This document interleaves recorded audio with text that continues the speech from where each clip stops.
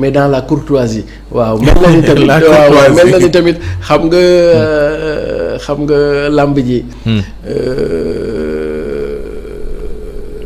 daf may fàttali sunu colonie de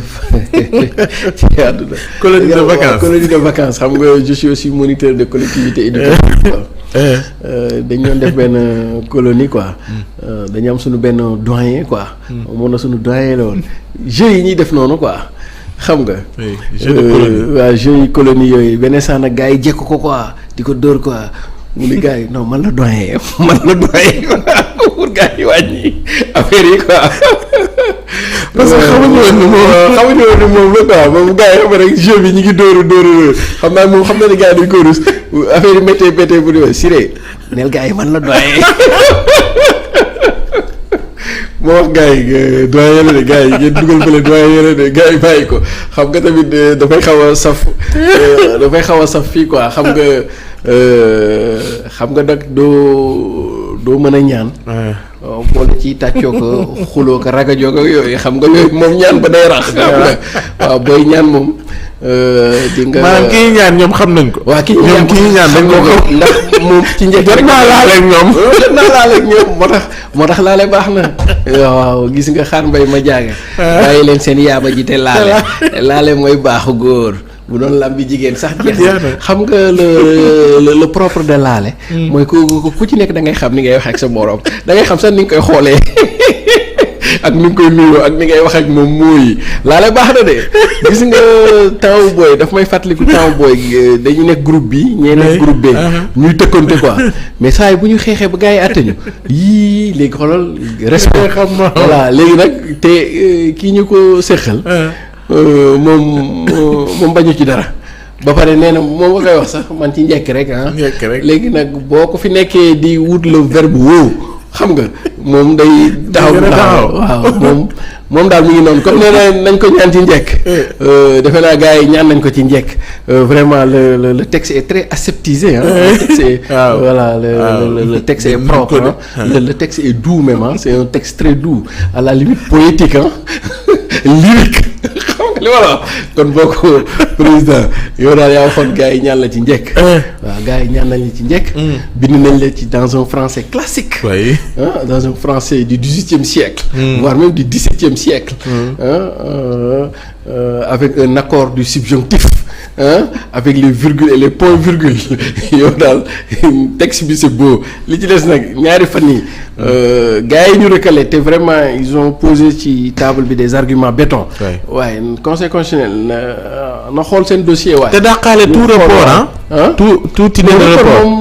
report moom ku ko fi wax moom saa bi yàtt lay gàddu moom ca pourquoi ñu ciy déggee kon lettre bi ñu ciy déggee yow mi yaa ci déggee rek yow mi yaa bëgg di report waaye Ousmane damaa xam ne report moom boo koy yàgg a wax gis nga sama dàll bi laay for gis nga sama dàll bi laa lay dóor moom moo waxatee report parce que damaa xam ni waaw li gars yi daj li ñu daj waaw ba yegg si fii candidat yi jot a jàll gum li ñu daj ci énergie ci dépense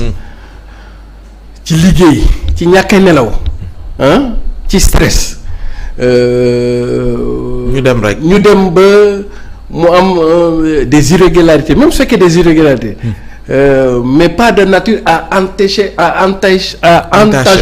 la crédibilité ça veut dire qu'au début on était presque 93 au moins une vingtaine jàll na ce qui est déjà un record ce n'est pas parce que 1 2 3 jàlluñu rek pour remettre tout en cause le processus et justement c'est l'impression foofu laay bëgg expliquer à tous ceux qui seraient tentés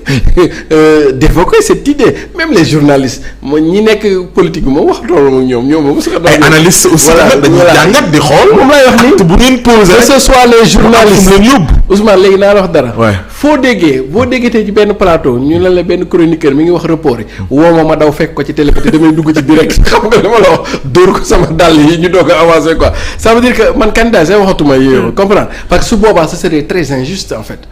comprendre on va vouloir réparer de l'injustice par une autre injustice est-ce que comprendre je peux reconnaître qu'il y ait des couacs ou il y a des couacs du point de vue informatique bug etc comprendre mais est-ce que c'est de nature à compromettre 21 candidats yi jot a jàllagum on les passe par défaut ak fi ñu ci toll ci processus étant entendu que nous avons un calendrier républicain à respecter parce que fi mu toll nii ce n'est même pas normal qu'une élection présidentielle se tienne et que en décalage avec les élections législatives ça doit être sur la même année en fait et ça a été toujours comme ça mais bi président Macky Sall ñëwee ay calcul yi mu doon def nii ba tax ñu am décalage bi comme affaire référendum moom boobu mu doon wax ak yooyu ci leen des problèmes yépp mais normalement pour sérénité il faut que l'élection présidentielle dans la même année ou l'année suivante au maximum puisse se tenir l'élection législative pour que ñu mën a boucler le cycle des élections pour que le président puisse gouverner. oui ñii xalaat ne mën na am problème de légitimité indi tamit ay contentieux post-électoral ak yu mel noonu. très bien ñuy wax nag élection yi daf ñuy gën a enfoncer ci désarticulation boobu. et donc nous devons tous travailler à ce que les élections se tiennent à date échue. et que président bi fallu 4 mois après. mu organiser élection dissoudre assemblée. organiser élection législative pour que nous puissions avoir une forme de cohérence désormais comprendre que le mandat du président de la République soit de la même durée que le mandat des députés nga xam ne bu ñuy di matal rek ñii dañuy matal sinon gare à la cohabitation gis nga mooy li fi daloon Niger France et cetera te tolluñu foofu quoi comprendre bu peuple bi di jox majorité kii mu jox majorité et cetera et cetera alors ñu jàll ci commentaire bi nga xamante ne moom la Ayoba Faye di sunu confrère nekk sama grand ñu bokk Mboro di sportif bu mag gardien bu mag la woon ñu bëri xamuñu ko nag man maa koy weer fii alors Ayoba lii commentaire bii la def ginnaaw coow li nekk ci double nationalité ki nga xamante ne mooy Karim Meïssa Wade ak document bi bàyyeekoo ca bitim réew ca France te Gabriel Attal mi nga xamante ne moom lañ nommé barki démb premier ministre bu France jot koo xaatim di dëggal li Karim yàgg a wax ni renoncé na ci li nga xamante ne moom mooy nationalité alors lam ca wax mu ne tenez-vous bien le tout nouveau premier ministre français a publié hier seulement hier le décret portant libération de Karim Meïssa Wade de l'allégeance de France mu teg ci ne qui vient attester sa perte de nationalité le 16 janvier 2024 soit 4 jours après la publication de la liste des candidats à la présidentielle sénégalaise par le Conseil constitutionnel. Absolument xam nga 4 jours après. oui tout à fait xam nga ndeysaan mi ngi noonu daal. mi ngi noonu daal mi ngi noonu. xam nga je pense. que la constitution sénégalaise est très claire sur cette question. La constitution dit exclusivement de nationalité sénégalaise exclusivement. moo xam nga amoon avant après exclusivement. Si on suit la chronologie jusqu'à la semaine passée même pas semaine passée même dans la semaine Karim Wade était encore sur la liste selon un document qui circule mais justement moom très bien document bi nga xamante absolument Karim Wade serait parlons le français classique du XVIIIe siècle serait sur les listes électorales de la France bi ci des mooy waa PDS dama leen daan dégg ñu ni ñoom 2018 ou 2019 Karim avait renoncé à sa nationalité dugaloon na procédure pour renoncer kon donc nee nañ ñoom 2018 kon donc ça veut dire que kon li ñu doon wax 2018 c'était pas vrai kon c'est ça qui est vrai je me pose des questions bi ci des mooy bu fekkee dañu ni dugaloon na comprendre est-ce que procédure bi yegg na ba ñu nangul ko voilà est arrivé à son terme etc ou bien c'est un arrangement de dernière minute disons-le comme ça mais en tout cas pour nous qui lisons Agatha Christie Hercule Poirot les romans policiers il y a beaucoup d'intrigues quoi comme on dit beaucoup d'intrigues mais bon tant pis tant mieux ñun muy Karim Wade ak Ousmane Sonko ba ci Amadou Ba Serigne Mboup est prêt et c'est ça qui nous intéresse quoi et nous sommes prêts ku mënti doon nag comprendre wala ci candidat yi. ce n'est pas un peu bizarre. xoolal mix ci toll lii ak li jot am ci ay contentieux. bon pour la première fois nga gis ay candidats en tout cas ci li ñu xam. man sax dama ay recours seen i biir. ba pare ndeysaan tubaab bi daal tubaab guerrier la. boo moytul Sion Jérémy sax n'existe même pas ñu ñambaas ko ci rek dóor ak seen i la 2023. Sion Jérémy voilà très bien. 99 Marseille 12e oui. oui et cetera. après ñëw ci Karim Meïssa Wade 15e. voilà. Renoncés sont libérés de leur allégeance à l'égard de la France. Les Français ñoom noonu lañ koy tuddee ñoom noonu lañ koy bindee bon mais pour man c'est assez vague allégeance au niveau de la France ça veut dire que est-ce qu'on aurait pu écrire moi damay plané on aurait dû écrire sont déchus de leur nationalité française est-ce que loolu gënul kii mais allégeance à l'égard de la allégeance de en fait c'est très académique sont libérés de leur allégeance à l'égard de la France les Français dont les noms suivent mais c'est ça dire que s'il y a une vérité ici mooy Karim Wade moom français la woon moom moom fi les Français dont les noms suivent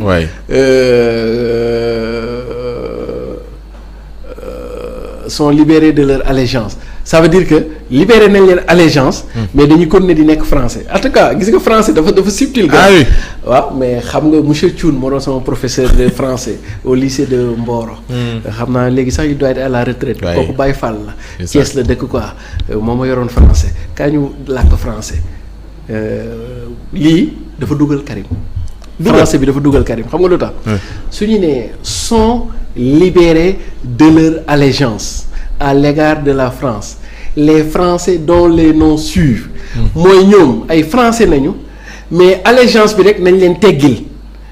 mais seen francité ou seen nationalité française dañut léegi kon allégeance bi waaw très bien maanaam lépp loo xam ne war nañ leen ko mënoon defloo comprendre te dañ koy def te duñ ko sañ a bañ loolu teggil nañ leen ko c'est-à-dire que bu ma ko liiree français interprétation la nag su ma ko liiree en français mooy sont libérés de leur mais ils sont pas libérés de leur nationalité française attention grand xoolal sont libérés de leur allégeance à l'égard de la France les Français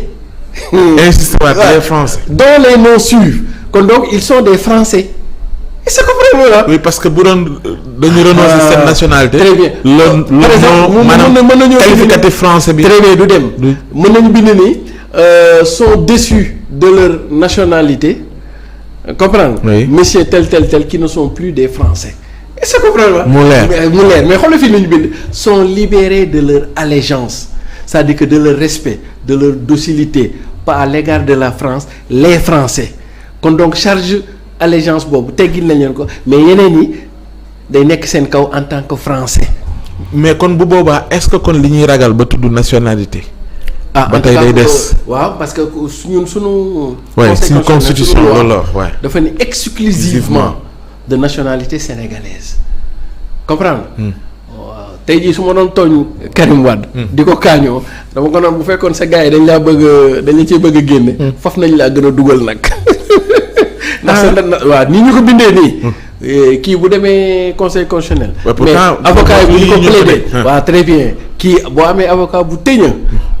comme ñoom maître Clédor lii ñoom Bamba Cissé gars yooyu avocat yu tëña yooyu mais dañ leen dugal parce que c'est du français comme est-ce que comprendre non c'est du français et d'ailleurs sax c'est ce qu'on appelle les sous-entendus en littérature ce qu'on appelle les sous-entendus. li ñu bind te ñu koy dégg. très bien parce que fii nii li ngay sous-entendre mooy les Français donc il y a un caractère nominatif les Français sont les Français dont les noms suivent. donc ils sont des Français mais teggil nañ leen lii la ca nag. allégeance très bien. leneen allégeance mooy jébbalu. très bien léegi nag li ci des nag. kon exemple. mën nañ leen a teggil allégeance mën na ko tuddee jébbalu. mais ñu téyel leen seen ngëm wala ñu téyel leen seen ngëm ñu teggil leen jébbalu bi. téyel leen seen ngëm et cetera attention parce que dafa ne les Français dont les noms suivent il y a un nominatif les Français dont les noms suivent kon donc sont des Français alors soo ko corrélé suñu constitution mu ni exclusivement il y a que le conseil constitutionnel moo ñu mën a àtte. léegi boo ko tàmbalee ci les Français. dont les noms suivent après ngeen di sont libérés de leur. allégeance du changer parce que ils sont libérés que de leur allégeance autre chose pas est-ce que tu comprends ils sont xam nga nu ma la ko mën a expliquer. allégeance bi nañ leen teggil mais leneen luy takk ci qualificatif nekk français. teggiluñ leen ko est-ce que comprends nga. te exemple teggiluñ leen fay impôt exemple les allégeance mais fay ñu leen ni chaque année dañuy def déclaration de revenu fay l'impôt. bu waree wote. non dama lay. non bu waree wote exemple. très bien kon mu ngi ci fichier. très bien dafa war a dem wote si tant est que ñoom seen dëkk wote droit la kon donc dafa war a exercer mais ji jëlal l'impôt rek. la question fiscale. kon donc ñoom teggil na leen allégeance bi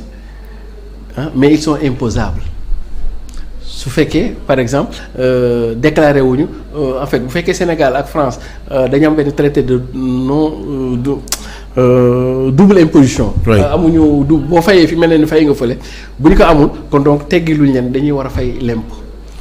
est-ce que ak yeneen yu leen di lié quoi. te li mënta rëcc kon boo ko waxee nii mooy mënta rëcc conseil constitutionnel. non loolu de moom conseil constitutionnel rek a xam quoi mais xam naa daal français bi daal.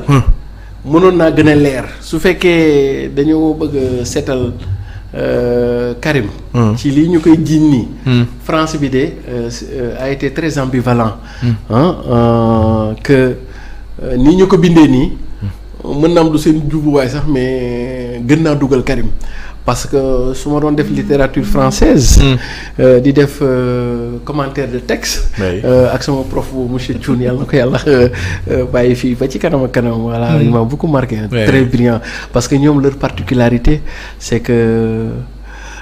ils n'ont pas seulement appris avec le français la langue française ils ont fait aussi le latin et le grec. Donc c'était des enseignants qui parlaient latin. Qui parlaient grec avant de parler français et tout le monde sait que le latin et le grec ñoo jur français. moo tax su ñu daan wax français sa yaram day daw paa yooyu bu ñu la mësaan dugal dans la mythologie grecque mais tu voulais pas que le cours finisse monsieur Thiouna. Vraiment de la même trempe du professeur Omar Sankaré. Feu Omar Sankaré. Monsieur Thioune m'a plus marqué que mes profs de philosophie, même si j'aimais bien la philosophie. Monsieur Diaw, mais celui qui m'a le plus marqué, c'est mon professeur de français. J'aimais tellement son cours que voilà. J'avais même commencé à apprendre le latin et le grec quelque part. Déjà et donc si on fait donc si on fait un commentaire de texte où on essaie de faire dans l'explicatif, le texte explicatif, libellé ou l'intitulé est mal articulé, qui peut prêter à confusion, qui peut même enfoncer quelque part Karim Wade, même si on le souhaite qu'il devienne candidat au même titre que nous. Mais quand on est habitué à lire des romans policiers où on essaie de chercher les intrigues, où on essaie de faire les croisements fertiles, on aurait pu dire que un texte qui a été écrit à la va-vite, à la précipitation, qui fait que le texte est ouvert. Or bu ñuy polémique yi le texte doit être fermé et circonscrit. dañ koy tëj warul bàyyi benn porox ndol comme ne mais bii dafa bàyyi ay porox ndol quoi léegi dañ ko waroon rek et déchu de sa nationalité et cetera. et puis je pense beneen bi comme on parle de nationalité. Je pense je ne sais pas France ni fonctionner mais fii nii je pense que au-delà d'un acte administratif parce que ça c'est un acte administratif. Il doit y avoir un acte judiciaire qui vient le prouver aussi pour man parce que tout ce qui est relatif à l'état civil surtout dans des dimensions de renoncement par exemple mariage da ngay dem ñu defaral la ko mais divorce tribunal rek koy prononcer ça veut dire que quand ça crée quand ça coupe un lien juridique ça c'est la justice qui en atteste kon donc comme bu fekkee da nga mësoon nekk français nga dem ba nekkatoo ko donc tu coupes les liens je pense qu'il doit y avoir en plus de l'acte administratif un acte juridique bu koy attester quoi sans l'acte juridique te lii ma gis nii donc loi la kii la rek quoi ça relève je pense que voilà xaw ma lan la ko tuddee sax quoi c'est un acte administratif et je pense qu'il doit y avoir un acte judiciaire qui vient etc. Mais en tout cas c'est très compliqué donc ceci dit dama koy analyser rek sama aqulaay taala sama digganteeg yàlla mais ceci dit le candidat le directeur de campagne de Serigne Mboup que je suis souhaite que Karim Wade yàlla na bokk ci élection muy Karim Wade di Ousmane Sonko di Diomaye ba ci vieux Habib Sy ba ci Amadou Ba ñoom ñëpp nañ bokk alors Serigne da leen faxas benn faxas